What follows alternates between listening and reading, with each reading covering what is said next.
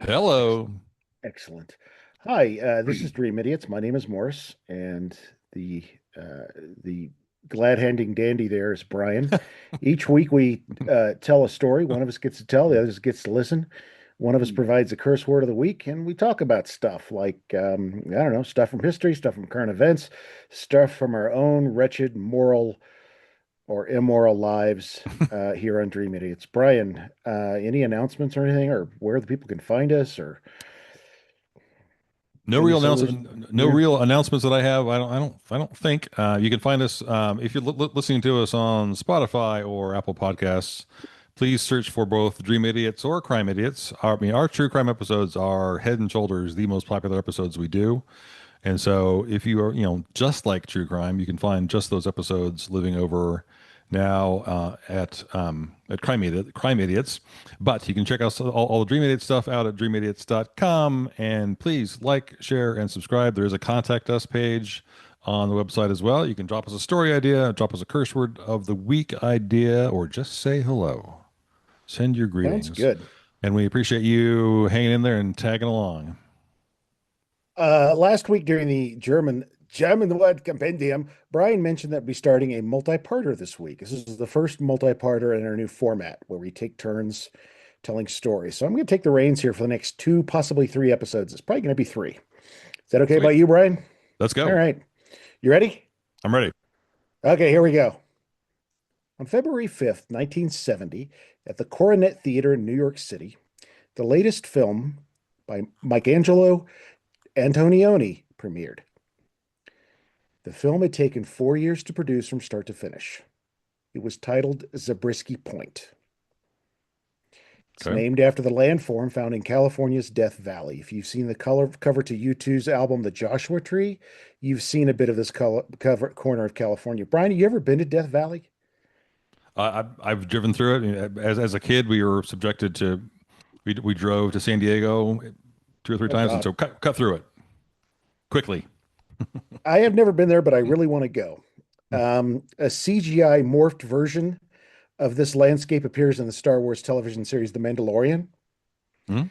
Zabriskie Point, the landform, not the film, was named after the vice president of the Pacific Coast Borax Company. Okay. You know Borax? You know Yeah, Borax, sure. right? Okay. Huh? His name was Christian Brevert Zabriskie. And Zabriskie is probably a bastardization of Zabrowski, Polish name. Okay. But you said you remember borax. You may have seen it as a laundry detergent, although it has dozens of other uses. Borate minerals were all over Death Valley, and the Pacific Coast Borax Company used teams of 20 mules to transport the borate from the mines to the railroads and then onto processing plants in the 1890s. 20 mule borax was a hugely successful ad campaign in the late 19th and early 20th century. And I think they still have that on their boxes. Hmm. 20 mule team Yeah, borax. it's across the top Yep. in in teal green. Yep. Yep. Now, Zabriskie Point, the film, not the landform, was Antonioni's first American filmmaking effort and the second English language film of his career. The director had garnered worldwide critical acclaim with the British film Blow Up in 1966. You ever seen Blow Up? Great movie. Love that movie. Yeah, great movie. Can you describe it for us? What is the film about?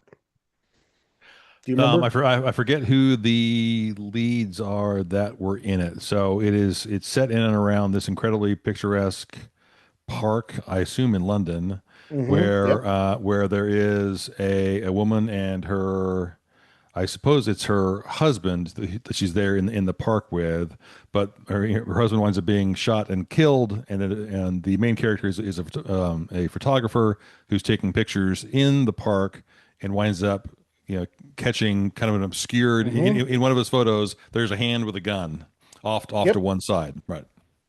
Yeah, really cool film. You remembered way more of than I've not seen it since I was probably 16 or 17. It's considered to be a masterpiece of modern filmmaking, Mhm. at least for the times. I think it's a great film. It was later remade by Brian De Palma in the 1980s as Blow Blowout. Out, with Travolta. Travolta and Nancy Allen, where he's a sound engineer who captures a strange noise on some footage he's gotten when he goes out to just collect some sound. Um, but Blow Up is an absolute classic. So Antonioni had already had a name by the time Zabriskie Point was coming out, and this was, like I said, the second English language film, but his first that he considered to be part of of American cinema. Um, a group of European filmmakers had come to the attention of American cinephiles during the 1960s, among them French New Wave directors like Godard, Truffaut, Rene, and Italians such as Fellini and Antonioni. Have you seen any films by any of those folks? You've probably seen a film by Godard and Fellini I'm and sure. Um, Good, the Bad, and the Ugly is Antonioni, isn't it? no, that's Sergio Leone. Leone. Shoot. Yeah, yeah, one of the that'll Um, actually come up at one point in the story. I may not. I'm drawing a blank. Godard had a lot of great films, usually with Jean-Paul Belmondo, just about the coolest fucker on the planet. Uh, Made a film called Pierrot Le Fou, and then the original Breathless was Godard. So these these new French New Wave and these Italian directors were coming to the attention. They each had their own visions and approaches to filmmaking. One or the director's style is recognizable, and we associate this with the auteur theory of filmmaking, right? The Hmm? plot, the acting, and the writing, and so forth, they're still important, but it's the director's vision which becomes the signpost for the medium. And a phrase often credited to Jean-Luc Godard, although it might go back as far as D.W. Griffith, all you need to make a film is, quote, a girl and a gun. That's all you need. Have you heard that before? Yeah. Yeah, Yes. it's a good saying. Everything else presumably relies upon the director's vision, right? If you have those elements, you can tell any kind of story you want. And American filmmaking was, when Zabriskie Point came out in 1970, was right in the middle of its new Hollywood era. It would just started off probably with a film like Bonnie and Clyde. He's usually considered to be the first film of the new Hollywood era. New dramatic forms of storytelling from 1967 onward marked a new style in American films. And we associate that with directors like Ashby, Altman, Polanski, Allen, Scorsese, Coppola, De Palma. The list, it's a pretty solid list of directors. And audiences were growing more sophisticated along with the medium, right? I mean, Sure. if you Huh. look back at the history of filmmaking, people would physically react to films in the early days because it was such an assault on the senses. And as we become more inured to that, we become better at comprehending storytelling. Zabriskie Point went into general distribution 4 days after its debut on February 9th, 1970. Now, despite the acceptance and appreciation of European cinema in the States, and that's not even counting like the Bergmans, right? The Swedish filmmakers, and the burgeoning New Hollywood era, critics and the viewing public absolutely hated Zabriskie Point. Oh well. It's Damn li- it. it's listed in Harry Medved's and Randy Dreyfuss's book, The 50 Worst Films Ever Made, which was published in 1978. Zabriskie Point is referred to here as, quote, the worst film ever made by a director of genius. Now I'm dying to see it. That's pretty harsh. Bryan, it gets worse. Zabriskie Point in this book, it appears alongside no less than 5 films in Medved and Dreyfuss's book that would later show up and be canonized on Mystery Science Theater 3000. Okay. Antonioni isn't the only director of note on this list. Peter Bogdanovich, Hmm. the guy who gave us the Last Picture Show. Cecil B. DeMille, who gave us a shit ton of silent films and 2 versions of the Ten Commandments, one silent, one not. Right. Um, Sergei Eisenstein, The Battleship Potemkin, one of the first great Russian films. That's not the film that appears on the list, but this is Right. they appear in some of their best stuff. D.W. Griffith is on the list. He gave us Birth of a Nation, for good or for bad, Intolerance. Alfred Hitchcock shows up on the list. Sam Peckinpah. This is the guy who gave us The Wild Bunch. Now, the worst film of his that shows up on the list is actually one of my favorite movies, Hmm. Bring Me the Head of Alfredo Garcia, starring Warren Oates. It's got a great scene where he's got a case of the crabs and he tries to kill it by pouring tequila on his crotch to get rid of the crabs. Otto Preminger is on this list. I mean, this is the guy that gave us Anatomy of a Murder and the great and underappreciated King Vidor, who gave us the stunning film Duel in the Sun. He's on the list. So they've all got their little, slow spots. So they all take their turn in the barrel, so to speak. Not every film can be Casablanca.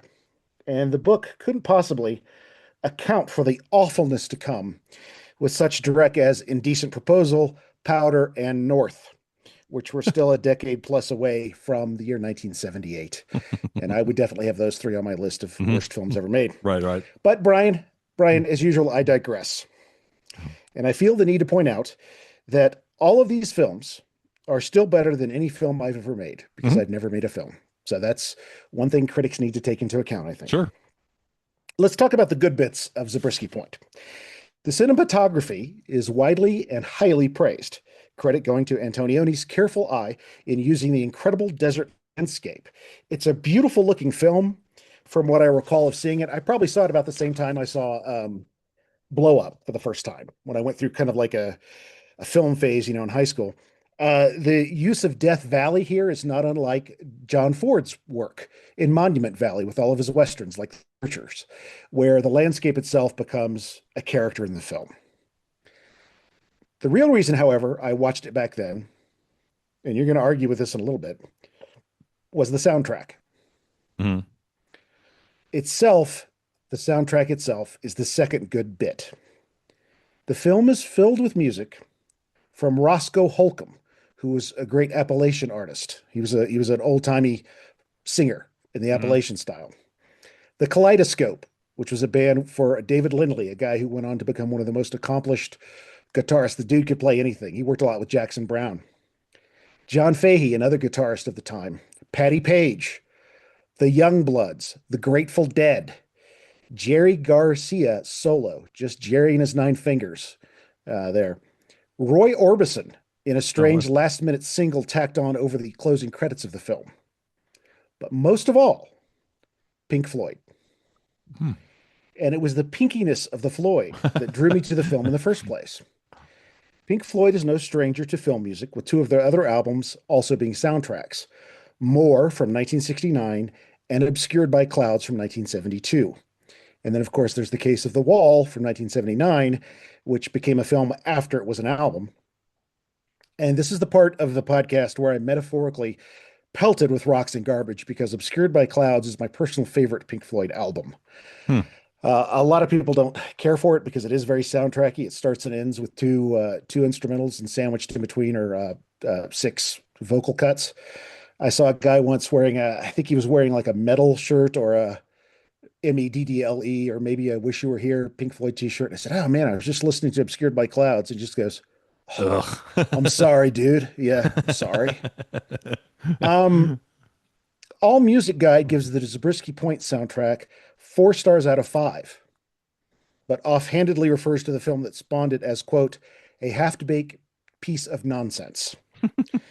The Mojo Collection, the greatest albums of all time, calls the soundtrack, quote, a fascinating document, but refrains from commenting upon the quality of the film itself because, the book's about music and not film. Now let's talk about the bad bits, Bryan. Describing what the film is precisely trying to do and a blow by blow account of the action therein really isn't the aim of this story. But for a general sense, I'm going to stay with the Mojo Collection's description as they're going through the soundtrack. And I don't think this really spoils anything. It doesn't really make a judgment one way or the other. Quote, Antonioni's successor to Blow Up was supposed to be the director's crowning triumph, a study of the new age of America, with youth at the helm, destroying all that had gone before and seeking fresh freedoms. A vast canvas affair with Death Valley as the main star. Hmm. It's Okay. pretty good. I mean, it doesn't tell Yeah. you much about it, but it tells you maybe what the intent was with Fairly the vague, film. right? Yeah. Yeah, but it's coming at this time when filmmaking is new and artistic stuff. I could also add, and this is my personal edition, the briefest of plot descriptions. Young guy is wrongly accused of a murder, steals a plane, meets a girl, and they go off into the desert to do stuff with and to each other. Okay. One scene depicts the couple making love in the dust and the sand, surrounded by several other young naked couples doing the same. Often referred to as, quote, the orgy scene, one wonders what it would have been like instead if Antonioni had gotten his way and employed an alleged 10,000 extras he wanted for the scene. Just a mound of flesh doing stuff to each other in the desert, flesh and dust everywhere. Okay. Um, Now, this is the point where you tell me, oh, that's why you wanted to see it, not because of the soundtrack. Whatever. I was 16. I don't even recall the so-called orgy scene at this point. I recall almost nothing about the film. As to the lead roles of the boy and the girl, Antonioni opted to, in this what is supposed to be a sweeping narrative, use completely untrained performers. Daria Halprin, the girl in the film, had appeared in the 1968 documentary Revolution, directed by Jack O'Connell. This film, I've never seen it, but it sounds insufferable. It should have premiered at Cannes in May of 1968, but the festival was canceled due to the political protests popping all over France at the time. 66 and 67, there were protests everywhere. The film was pushed to a June 5th release, where it finally premiered in that bastion of counterculture, St. Louis, Missouri. Hmm. Okay. Don't know why. Showings in New York and Los Angeles hit later in August. I don't know what the thinking of that was. Let's let the furor die down in St. Louis before we spring it on lesser Right. markets. Right. Um, the film follows a young runaway as she explores the Bay Area scene in the summer of 1967. There's music and drugs and general hanging out, and the film depicts the day-to-day existence of the hippie movement. I apparently it was re-released years later with like interviews with people in the modern day. I'd be Mm. much more interested in seeing Yeah, that. that sounds way better. Yeah. Yeah. The rest of it's just like I don't need to. I don't thank you. Daria Halprin, a Bay Area native, appears as herself in one section of the film. And this was where Antonioni spotted her and cast her as the female lead in his upcoming exploration of American counterculture. The story of native Bostonian Mark Frechette begins with the knowledge that he beat, quote, thousands of other aspirants out for the role. A guy with no training whatsoever, no Mm. acting Okay. credits to his resume. He wasn't an actor, but he was apparently very, very good at attracting attention to himself. A few different versions of how he was discovered for Zabriskie Point have passed down through the ages. All of these involved a shouting match somewhere along Charles Street in Boston, most often at a bus stop. One of them simply tells of a confrontation in the streets near that bus stop. Another story involves screaming back and forth between Frechette and a tenant on the third floor of a nearby building. About what, I have no idea. Okay. The casting director for Zabriskie Point was a woman named Sally Dennison. And Dennison clearly witnessed something occur between Frechette and passersby in the streets. The most colorfully violent Looney Tunes Warner Brothers one involves Frechette lobbing a flower pot at a woman's head. Okay. Which to me just sounds like another Tuesday in Boston. Yeah, pretty much. Whatever the actual event, Dennison's observation of Frechette piqued Antonioni's interest in the young man. Frechette got the male lead role on this simple description that Dennison gave Antonioni. He's 20 and he hates. The biggest name attached to the film, cast-wise at least, was Australian actor Rod Taylor. He's most well known for his performance in The Time Machine, a 1960 film based on the novel of the same name by H.G. Wells. Right. I don't know if you've ever seen that. I saw it once, a long time ago. No, I think it was a double I'm trying feature to with place Journey to Rod the Center of Taylor, the but Earth. He's the kind of guy that you'd recognize him if you saw him, but right. you'd take you a second to go like, I know him. Oh I know that yeah. guy. I Right. know him. I know him. Where do I know him from? I know that guy. I know him. Um, so um, you've not seen Zabriskie Point. I've not Hmm. seen it for many, many years. And I'm not nearly as good a storyteller as Antonioni or Truffaut or Godard. I can't tell this tale with only a girl and a gun. Bryan, I'm going to need a few other things. Okay.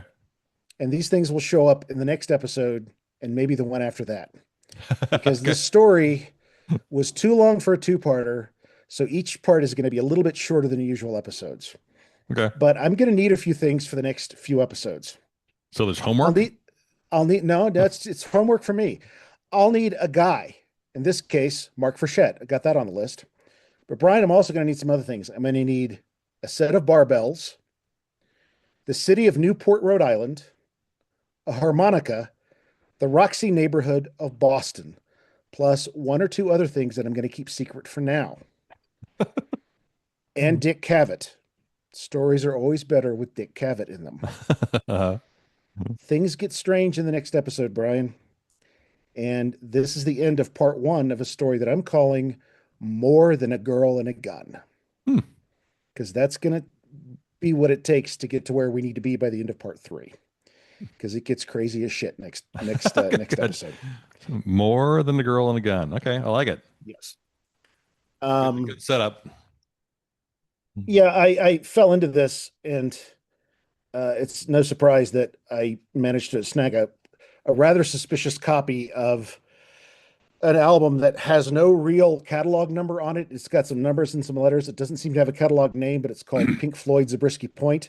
I think it's a bootleg album of just their contributions to the film, and I listened to that while writing part one of this story. Okay, I cool. will I will continue with part two next time, and I will provide sources at the end of part two or part three. It's probably going to be part three, as Okay, I'm in the middle of writing part two. There you excellent. go. Yeah, very More interesting. Than a Girl and a Gun, So, part one. so folks have to come back. Yes. You must in order to have closure. So, Awesome, thank you. what you got for us in terms of a curse word of the week? So we're not going to, we've done enough, trashing of Germany and their offerings to the language. So I if think it's a you're, celebration of Germany, really. well, yeah, no, it Mhm. is, yeah. So going to the Netherlands nearby Okay, this week. I've been there. So it's not really a curse word, but a sort of a funny word, which I will explain. So is it a Dutch word or a Danish word? It's a Dutch word. If it's the Netherlands, it's Dutch. Yeah, Dutch, right? Okay. yeah. Vesterbel, Vistuerbell, Vesterbel. Weesterbel. Hmm. Well, it sounds, the Dutch comes from the same family tree as English in terms of language. Hmm. Some kind of bell, You're right. something beautiful, bell, beautiful, or a bell. I don't know. What does it mean? Vis is fish. Doer, Duer, is door. Fish Fish doorbell. door, fish doorbell. Okay. Yep. So you can go to Vesterbel, or actually you can just go to fishdoorbell.com, and you will see a live video feed of the canals, or a canal anyway, in Utrecht in the Netherlands. So yeah, we have many of them here in the States where, I mean, many different varieties of fish go back to the waters from whence they came when it Hmm. comes time to spawn. So fish, migrate like crazy over the course of many decades, well over 100 years now. Rivers get dammed, rivers get blocked, all kinds of obstacles put in fish's way. Well, now in these locks in Utrecht in the Netherlands, Hmm. these fish are vital to the river, and it's basically the water life there, fish and birds, so I mean these fish are vital to the environment there, and the folks there know it. And so these fish hang out by the banks and under brush, and where they're hidden. But when they have to migrate back to the waters for whence they came, they have to start heading up water. Well, there are all these various Hmm. locks in the way. So if you go there, I mean, so the problem that they discovered was when these fish go up to the locks, they would try to go through the locks when the locks were down because a boat's coming through. But very often, fish would get stuck there when a boat was not coming through, and they'd get eaten. They get picked out of the water because they're waiting for the door to open, right? Yeah, they're like Like I can't go. yeah. So so now, in order to prevent the fish from being eaten too quickly, I judge now millions of people all over the world who sign up for this website. And if you happen to have this website running in the background, and you see a fish in the camera, you can hit the bell. There's a little trap door in there that opens and lets the fish go Oh, through. wow. So fish Wow. doorbell. So I love it when stupid fucking technology is, just how ridiculous. I mean, cool and vital and super. That I love that they spent the money and effort to execute on this Hmm. for something that is, I'm sorry, in 2026 everything's going to shit. But God damn it, some fish are being taken care of in Europe. So I just love that story. No, I do So too. yeah, That's a curse word for a good cause. I right, like that. Uh, Vistarbel. do, do they ever have a fish there with a little book under his arm saying, "Have you heard about the other testament of Jesus fish?" No? No, Yes. Not Okay. yet anyway. Coming soon. Anyway, We so took a go check it out though. we took a tour of the when we were in Amsterdam. We did do a little. You take the canal boats. It's like the Mhm.